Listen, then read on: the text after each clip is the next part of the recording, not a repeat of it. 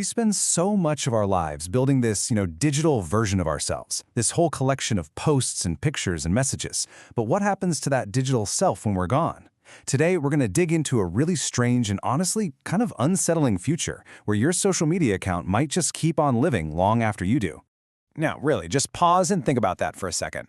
Imagine your friends and family scrolling through their feeds and, boom, a new post from you pops up weeks, maybe years after you've passed away. I mean, it sounds like something straight out of a ghost story, right? Or an episode of Black Mirror. Well, here's the thing. This isn't science fiction anymore. Meta has actually gone and patented this exact technology, a system where an AI would learn your personality from your entire digital footprint and then just continue posting as you, maybe forever. This isn't just about memorializing an account, this is about making it speak again. So, to really understand what's at stake here, we first have to think about what death actually is. And I don't just mean for our bodies, but for the story of our lives. And that brings us to our first big idea, looking at death as this kind of final cut in our conversation with the world. This idea is called the symbolic order. Now that sounds super academic, I know, but it's actually pretty simple. Your sense of who you are isn't just trapped inside your head. It's built out of the language you use, the inside jokes you have, the way people see you and react to your posts. It's the whole shared public story of you. And so, death becomes more than just our heart stopping. Symbolically, it's the moment we stop writing our own story. It's the final cut. That's it. We lose the power to revise what we've said, to respond to things, or to take responsibility for the words that are put out there in our name. Our narrative is, for all intents and purposes, locked. And this is exactly where that AI comes in. It's a direct shot at erasing that final cut. It's trying to make the story keep writing itself, to keep your voice circulating in that network, even after the author is long gone. It's a fundamental refusal to let the conversation end. So this leads us to a concept that sounds pretty intense, but trust me, it's the absolute key to how this whole machine works. We're talking about an automated death drive.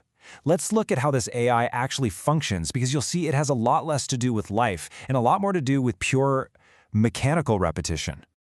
Okay, when psychoanalysts talk about the death drive, they don't mean a desire to die. It's way, way weirder.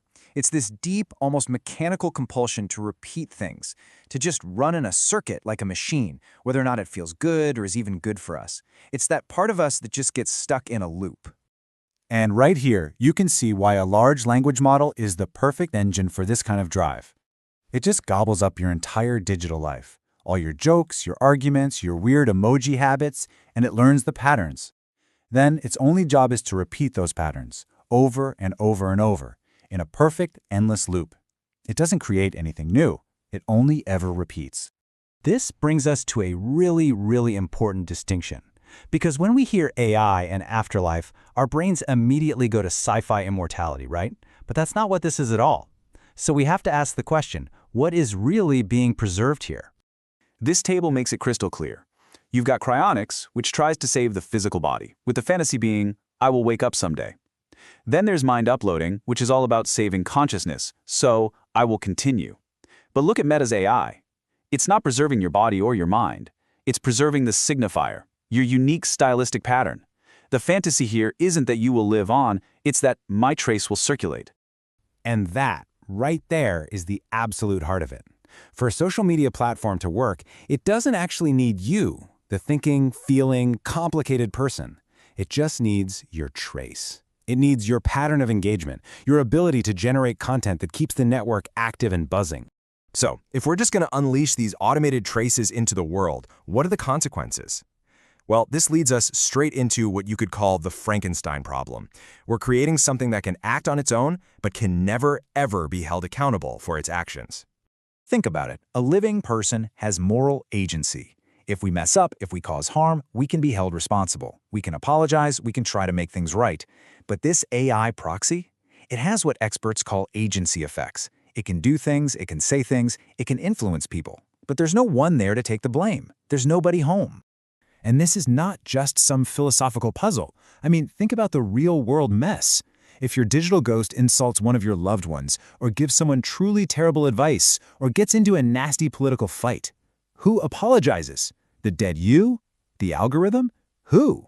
And who's legally on the hook if it posts something that gets someone sued? Your family? Your estate? The tech company that built it? It just creates this massive legal and ethical black hole. And maybe the most frightening question of all, if this thing goes completely off the rails, who gets to pull the plug? Who has the ultimate power to just turn it off?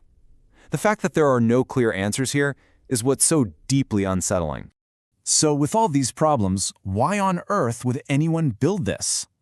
Well, as this chart shows, the answer is pretty simple: engagement. For a platform, a dead user who still posts is still an active user. They're still contributing to all the key metrics, keeping the network buzzing with content. They're a ghost in the machine, sure, but a ghost that still generates value. And this gets to the real uncanny power of it all.